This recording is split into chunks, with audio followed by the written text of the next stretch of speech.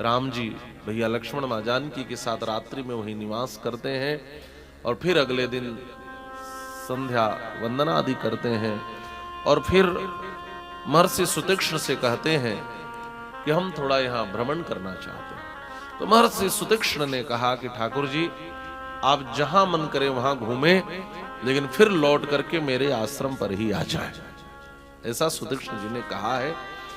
और प्रभु श्री राम सुतीक्ष्ण जी के आश्रम से बाहर निकलकर भ्रमण कर रहे थे।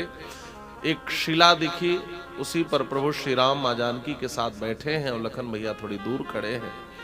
तो श्री जानकी जी ने प्रभु श्री राम से कहा, हे यारे पुत्र, पुरुषों में सहज ही 3 दोष दिखाई देते हैं। पहला दोष है असत्य भाषण। ये पुरुष झूठ बोलते हैं, बातों को घुमा फिरा करके। और पुरुषों में दूसरा दोष यह होता है कि वह दूसरों की स्त्री को ललक भरी दृष्टि से देखते हैं। परदाराभिगमन, यह दूसरा दोष है।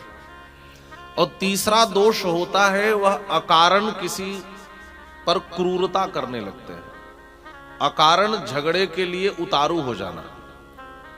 लेकिन मैं जहां तक जानती हूं, मिथ्या वाक्यम न ते भूतम न भविष्यति राघव, ये मिथ्या भाषण का दोष ना आप में कभी था और ना ही कभी होगा।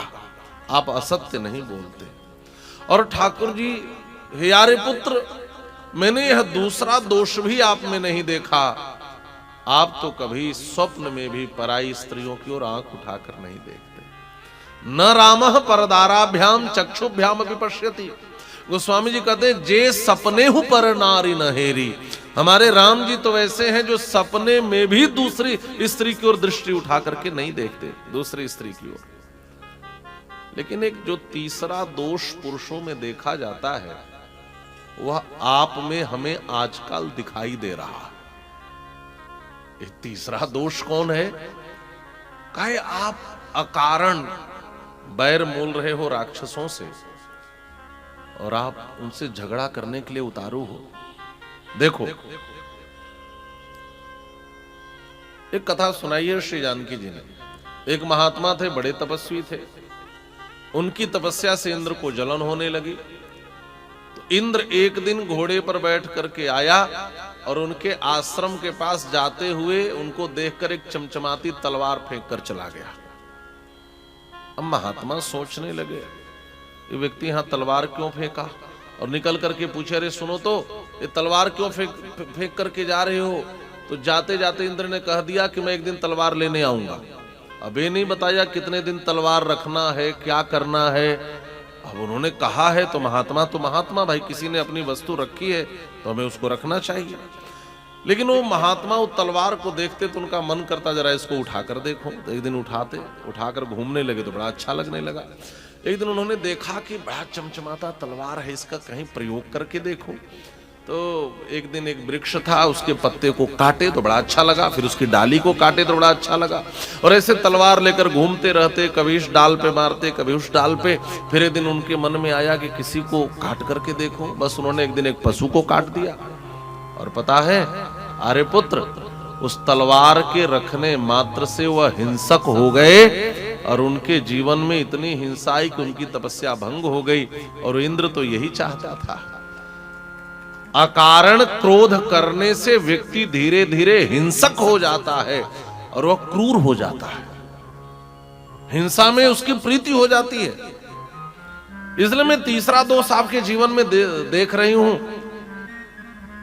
एक बात कहूं, आप ये मत समझना कि मैं आपको शिक्षा दे रही हूं, मैं बस स्मरण करा रही हूं कि इससे आपको बचना चाहिए। देख कितने प्यार से समझा रही हैं। स्नेहाच बहुमानाच स्मारे त्वाम न शिक्षय। मैं शिक्षा नहीं दे रही हूं, मैं बस स्मरण करा रही हूं। न कथंचन साकार्या गृहीत धनुषा त्वया। और आजकल आप भी है जो धनुष लेकर चल रहे हो और डोरी चढ़ा लेते हो, तो कहीं आपके जीवन में भी क्रूर भावना आ जाए। भगवान श्री राम कहते हैं, देखो जानकी, इन महात्माओं की पीड़ा को आपने नहीं देखा, ये कैसे रो रहे थे, कैसे तड़प रहे थे। ये क्यों घर छोड़ करके वन में आए हैं? मुझे पाने के लिए। ये जीवन की सारी सुख सुविधाओं को छोड़कर कोई पत्ता खा रहा है, कोई पानी में खड़ा है, कोई आकाश के नीचे खड़ा है। ये बेचारे सिर्फ मुझे पाने के लिए इतनी कठोर तपस्या कर रहे हैं, और मेरे इन महात्माओं को, इन ब्राह्मणों को, इन अहिंसक लोगों को ये हिंसक मार करके खा जाते हैं। सुनो, मैं तुम्हें छोड़ सकता हूं, जरूरत पड़ी तो लक्ष्मण को भी छोड़ सकता हूं, लेकिन मैंने इनकी रक्षा की जो प्रतिज्ञा की है, मैंने जो ब्राह्मणों की रक्षा की प्रतिज्ञा की है, मैं इसको कभी छोड़ नहीं सकता हूं।